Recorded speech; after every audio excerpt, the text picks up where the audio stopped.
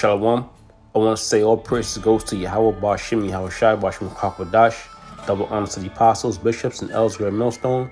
Salutations to the Akim pushing this word in all sincerity and honesty. And salutations to the hopeful elect. My name is Kwara Allah. The title of this lesson is going to be This is Real. What you see on the screen, the chip, the guillotine, and ultimately those nuclear missiles, it's all coming to pass. It's not just another movie.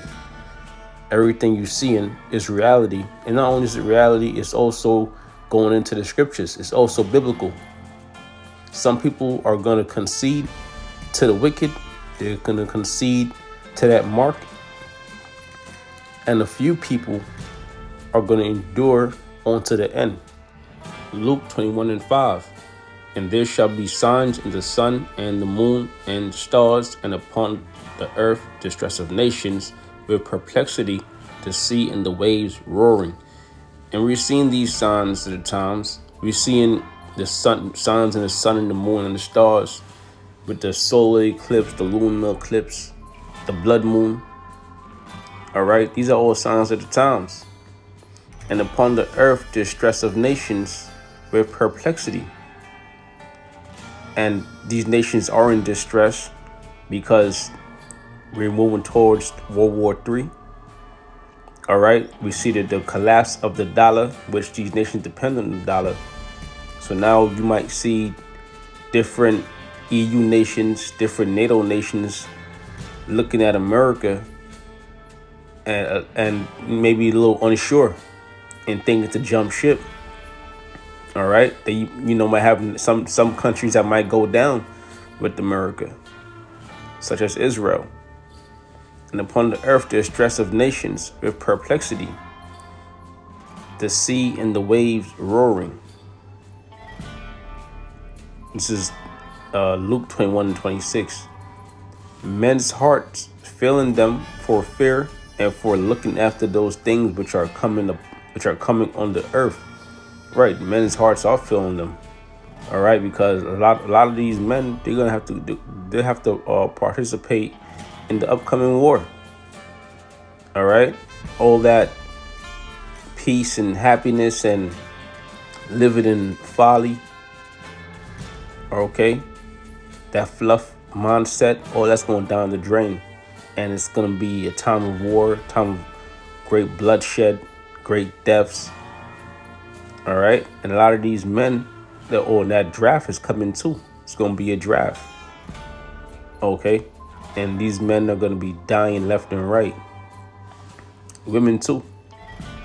And for looking after those things which are coming on the earth. And ultimately what's coming upon the earth? Nuclear missiles. Okay. The chariots of the Heavenly Father. Yeah, those chariots are going to get real active. Okay, and that's going to put these nations in a perplexed state also. It says, those things which are coming on the earth, for the powers of heaven shall be shaken. And the powers of heaven is going into the elites.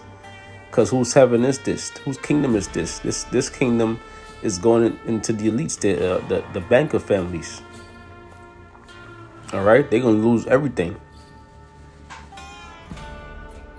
Luke 21:27, and then shall they see the Son of Man coming in the cloud with power and great glory. Right, the Son of Man, Yahweh Shai. Okay, he's going to come back in his glory. Okay, when America's being destroyed by fire. And when these things begin to come to pass, then look up and lift up your heads, for your redemption draweth nigh. So we see these things coming to pass, and our redemption is going to be by way of chariots. Yahweh Shai, along with the rest of the angels, are going to bring us up and deliver us from the upcoming destruction. And that's what the elect is looking for. The elect is not looking to stay in this place any more longer.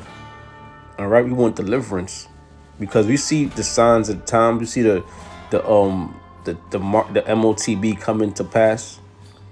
All right, and we see the war coming. That nuclear missile is going to be shot off from the ends of the earth. And Mercury is going to be destroyed.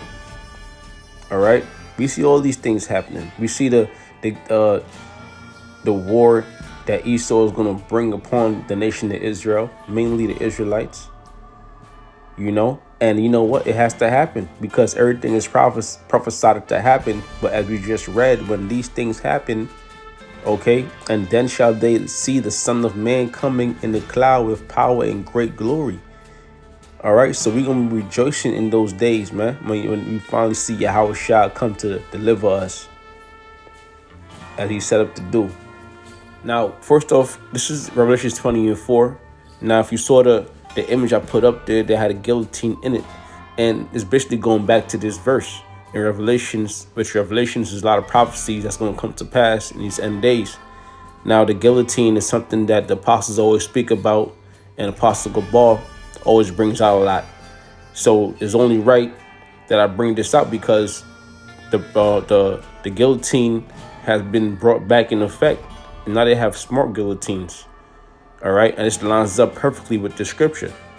Revelations 20:4. And I saw thrones, and they that sat upon them, and judgment was given unto them. And those thrones is going to the kingdom, and the ones that sat upon them is the 144,000, the government body. And I saw the souls of them that were beheaded for the witness of Yahweh Shai, the souls of them that were beheaded. All right. In the ancient time, you had prophets that were beheaded. John the Baptist is one of them. But now in these times, they have the guillotine back out. And what you think is going to happen when you don't concede to this man's his laws? All right. When you don't concede to his new world order, and when you don't concede to taking that RFID microchip, the next thing they're going to do is behead you. All right, because you got to understand, this man's going to come down in his great wrath, knowing he has but a short time. It says, beheaded for the witness of Yahweh Shai. So we rather be beheaded for Yahweh Shai, and for the word of the Most High, and which had not worshipped the beast. There you go, which have not worshipped the beast, neither his image. And we know the beast is going into NATO and the EU. All right, the continuation of the Roman Empire. Neither his image, his system, all right, neither had received his mark upon their foreheads or in their hands. And what's that mark upon their foreheads or their hands? That's talking about how they're gonna bring in this whole money system. The end goal is to put that chip in your hand or in your body or in your head. When you go into that word mark, we go in the Strong's real quick.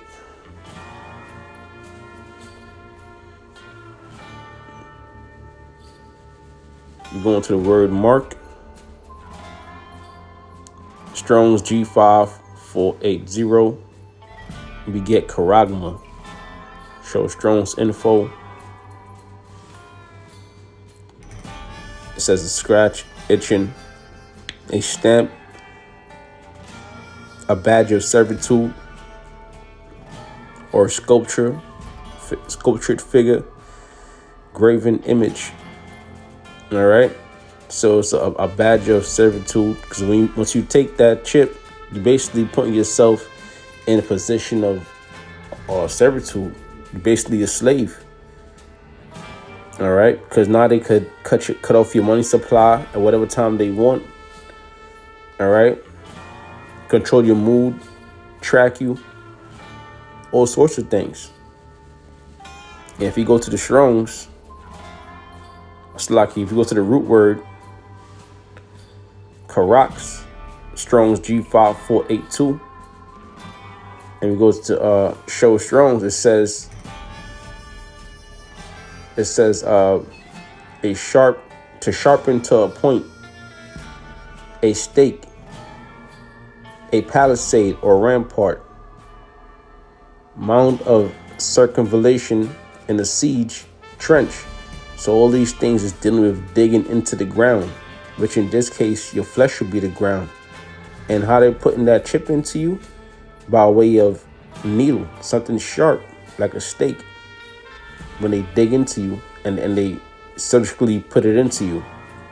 All right, so if you have eyes to see and ears to hear, you understand this is definitely talking about this future technology, which is the MOT to the B. It says, or in their hands, and they lived and reigned with Yahushua 1,000 years. Because when Yahushua comes to rule this earth and take it over, we're going to be able to. He's going to allow us to do it alongside with him. All right, and for 1,000 years, we're going to be building up the kingdom. We'll be instructing to our slaves, which will be the so-called white man Esau and these heathen nations, on how we want the kingdom to be built up. All right, and it's not going to be pretty, because the scriptures say, "Give unto them double." But there you have it. All right. It says, "And I saw the souls of them that were beheaded for the witness of Yahushua." And this is exactly what's going to fall upon us in the future, man. It's going to be some trying times. All right. The scriptures speak about enduring onto the end. All right. This is why we're going through what we're going through now, our trials and tribulations, to prepare us for what's to come. This is a precept. Revelations 2:10. Fear none of those things which thou shalt suffer. Behold, the devil shall cast some of you into prison. So it says, fear none of those things which thou shalt suffer. And it's going to be, like I mentioned earlier through the Spirit, it's going to be a time of trial and tribulations. All right. Unlike before. All right. Because we know Esau, we at the end of his rulership, man. He's gonna throw everything he got at us. All right. Because why? Because Esau knows that we're Israelites, you know, and he still has that perpetual hatred. It says, fear none of those things which thou shalt suffer. Behold, the devil shall cast some of you into prison. So some of us will get thrown in prison, concentration camps or whatnot, holding centers, that ye may be tried. All right. And they're going to try us. They're going to try us to, they want us to turn away from our power, to submit. But the elect will not submit. And ye shall have tribulation 10 days. And it says, be thou faithful unto death, and I will give thee a crown of life. And it says 10 days. So 10 days, not necessarily 10 days, but whatever amount of days we may be in there. It may be more than 10 or less than 10. All right. But whatever it is, you have to endure. Be thou faithful unto death. Right. Be thou faithful, meaning what? Don't take the chip. Don't surrender to Esau. All right. Don't denounce the name of Yahweh Bashim Yahushai. And I will give thee a crown of life, even if we have to die, even if we get the guillotine. All right. Firing squads, the chair, whatever sort of death penalty they put in front of us, we have to willingly take it. And I will give thee a crown of life. And the Lord's going to ultimately redeem us. All right. Revelations 2:11. He that has an ear, let him hear what the Spirit saith unto the churches. He that overcometh shall not be hurt of the second death. And that second death is that nuclear missile. All right. America being destroyed by fire. And why won't we be hurt? Because we'll be delivered. Well, I'll say the elect, Lord will impart the elect. We'll be delivered by way of chariots, the so-called UFOs. All right, those are chariots of the Heavenly Father, and they're going to deliver the elect. the ones sighing and crying, the ones enduring, the ones overcoming. Revelations 2:11, he that has an ear, let him hear what the Spirit saith unto the churches. The church is basically going to the elect. All right, the ones calling out. That's what church means, to call out. Precept, straight to the point, Romans 6 verse 8. Now if we be dead with Yahushua Mashiach, the anointed, we believe that we shall also live with him. It says, now if we be dead with Yahushua, which spiritually we're dead to this world. Okay? Spiritually we're dead to this world. Now if we be dead with Yahushua, we believe that we shall also live with him. And you know what? This is going to get real physical too. Yahushua was spiritually dead to this world, but then he also died. And it's the same thing happening now. So if we have to die, you die for Yahushua. This is Mark 8:35. For whosoever will save his life shall lose it, but whosoever shall lose his life for my name's sake and the gospel's, the same shall save it. And the elect is losing their lives right now. In other words, the elect is not trying to succeed in this kingdom, in this life, because this life is temporal. The kingdom is eternal. And that's what the elect is focusing on by doing the Lord's will and focusing on the gospel. Now, if you was to find your life on this side, you're going to lose that life because it's temporal. This is Ecclesiasticus 2, verse 5. My son, if thou come to serve the Lord, prepare thy soul for temptation, set thy heart aright or thy mind aright, and constantly endure, and make not haste in the time of trouble. Right? So when you come into this thing, you come to this truth, you're born again, you recognize yourself as an Israelite, you call upon the names Yahweh, Yahushua. Okay? That's you coming to serve the Lord. Going out there in the highways and byways. All right. And when you do these things, you will be tempted more to come back into the world, do worldly things, even sin. You got to fight those temptations. And ultimately, you got to pray and fast. And these things, these temptations, these adversities is going to make you even stronger. It says, set thy heart aright and constantly endure and make not haste in time of trouble. Make not haste in time of trouble. So when you going through something, it could be financially, spiritually, physically. What you got to do, the first thing you're supposed to be doing is praying and fasting and trusting in Yahweh Shem Yahushua, right? And the trials and tribulations we go through now is to strengthen us for the things that we're going to go through later on or even in the near future. Cleave unto him and depart not away, that thou mayest be increased at the last end. Increase at the last end. So we have to endure, knowing, because these are the words that's going to help us endure. At the last end, the Lord's going to lift us up.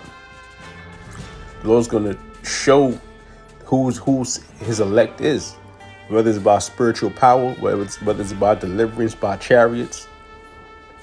Okay, there's going to be no mistake in those last days who are the men of the Lord. Whatsoever is brought unto thee, take cheerfully and be patient when thou art changed to a lower state.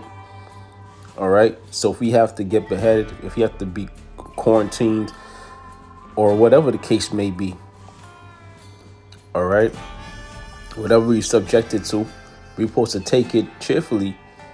And why are we taking it cheerfully? Because we know through patience, the Lord's it's gonna lift us up.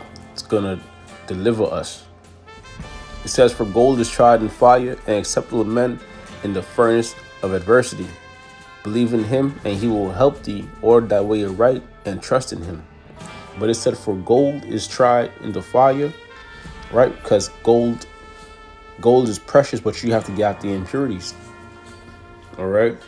And the Lord said he's gonna make us more precious than fine gold.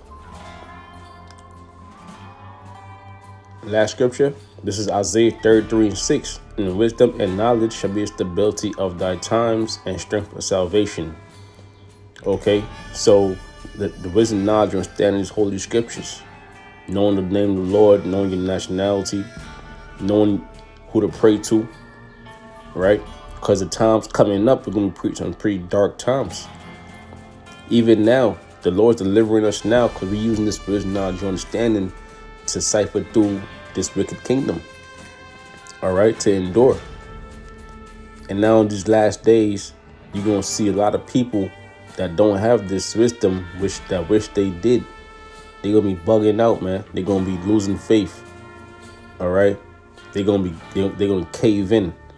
Some people going to mess around and take that MOT, all right? When they see that guillotine, you know, when they see they can't eat and feed their families, some people gonna mess around. They're gonna cave in, and they're gonna take that guillotine. All right, but the righteous, the elect, is gonna endure through what? Through this wisdom, knowledge, and understanding, through Yahweh Bashim Yahweh Shai, and strength for salvation, the fear of the Lord Yahweh. Okay, those names are important. Yahweh or Yahweh Shai is his treasure. With that, I want to say all praise goes to Yahweh Bashim Yahweh Shai, Bashim Kakwadash. Double honors to the apostles, bishops, elders, great millstone. Salutations to Akim pushing this word throughout the four corners of the world. Salutations to the hopeful elect. Shalom.